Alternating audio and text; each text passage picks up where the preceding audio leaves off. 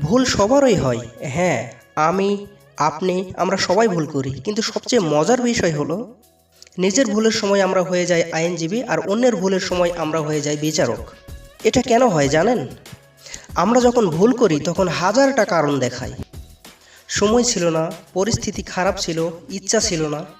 কিন্তু যখন অন্য কেউ ভুল করে তখন আমরা বলি মানুষটা কখনোই ঠিক হতে পারবে না, ও আগে থেকেই এমনটাই, ও খারাপ টাইপের লোক।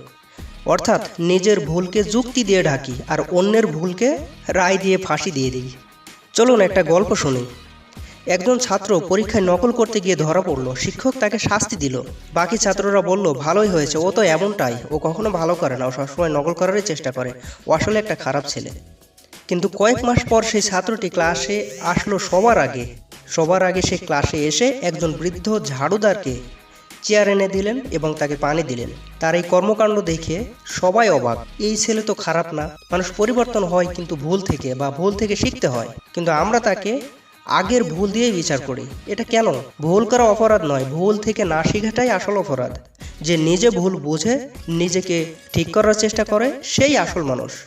কিন্তু আমরা অন্যকে বিচার করতে এত ব্যস্ত হয়ে থাকি যে নিজে কি ভুল করেছি নিজেকে ঠিক করার মতন কোনো সময় পাই না। তাই আজই একটা প্রশ্ন নিজের মনে রাখুন, আমি কি নিজের ভুলের জন্য বিচারক হতে পারবো? যখনই কাউকে বিচার করতে মন চায় তখন নিজের ভুলের কথা একবার ভাবুন, তাহলে নিজের মনটি নরম হয়ে যাবে আর পৃথিবীটা হবে আরও সুন্দর। ভুল থেকে শিখা মানুষই বড় হয়, বিচার থেকে নয়। পরিবর্তন থেকে আসে উন্নতি। মনে রাখবেন, নিজের ভুলের বিচারক হন, অন্যের নয়। আপনি পরিবর্তন তো সব কিছুই পরিবর্তন। ধন্যবাদ সকলকে। আল্লাহ হাফেজ।